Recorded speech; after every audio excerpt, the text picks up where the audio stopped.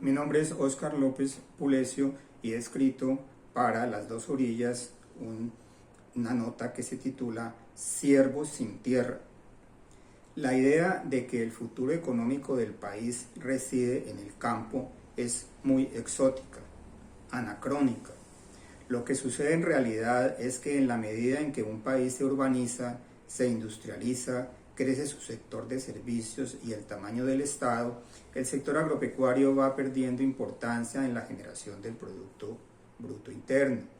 El peso reducido que conserva en una economía desarrollada se lo dan principalmente las actividades agroindustriales que pueden ser muy productivas y aún generar excedentes de exportación. El primer exportador de alimentos es Estados Unidos, una economía desarrollada que lo puede hacer por dos razones. Una, la industrialización de los cultivos y otra, los fuertes subsidios estatales.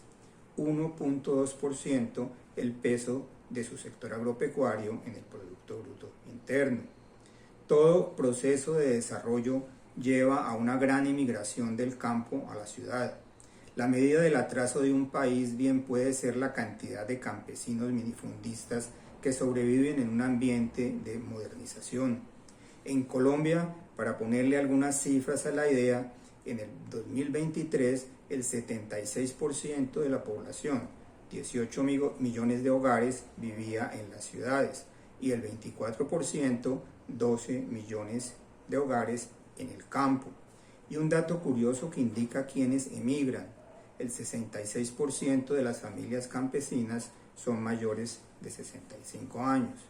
El campesinado colombiano es una población pequeña y envejecida.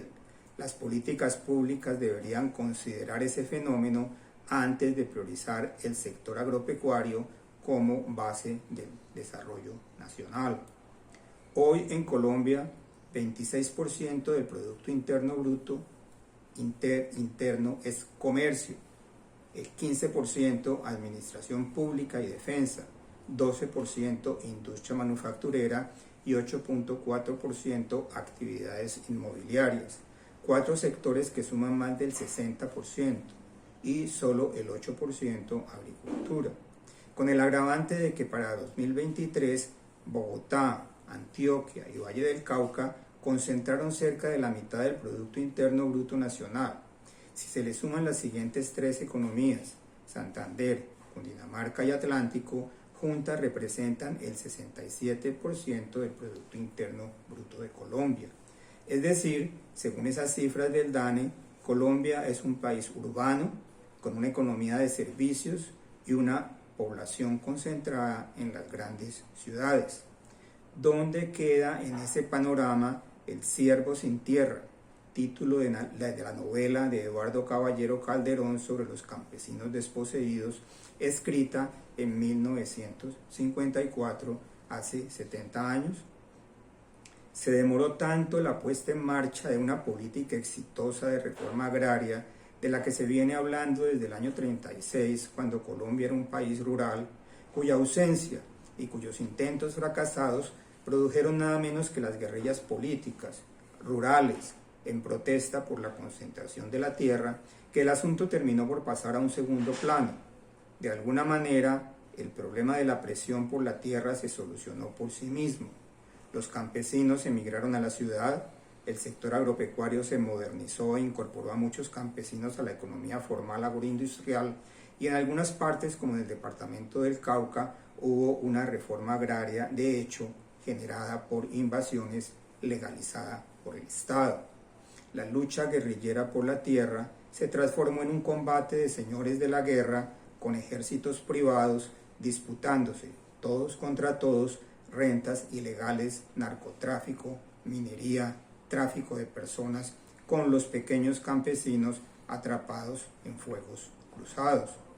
Cuando finalmente las FARC se sientan, después de 60 años, en el 2016 con el gobierno Santos, a firmar un tratado de paz, el primer punto es una reforma agraria integral. Se habla allí de una modernización del campo, de una presencia del Estado en las comunidades campesinas, que las hay y muy pobres, en zonas poco desarrolladas del país, alejadas de los centros de producción. No es de extrañar que cuando ese documento se presentó a la aprobación nacional en un plebiscito, la mayoría lo rechazó, no tanto por la crispación con que se llevó a cabo la campaña de aprobación, sino porque era un tema que no le decía mucho a la mayoría de los colombianos. Una y otra vez a lo largo de los años, cuando se les preguntaba a las gentes urbanas del nuevo país por sus necesidades sentidas, aparecían el costo de vida, el desempleo, la inseguridad en las ciudades y casi de último una paz rural basada en una reforma agraria que les era tan lejana y ajena como la guerra misma.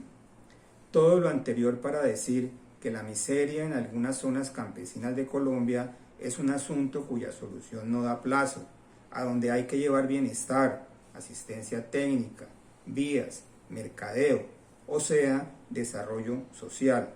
Pero la reforma agraria, entendida como una política pública nacional para volver propietarios de pequeños minifundios a los siervos sin tierra como base del desarrollo económico, dejó de tener sentido hace mucho tiempo, pues hoy la mayoría de los siervos sin tierra, los desposeídos, están en las ciudades.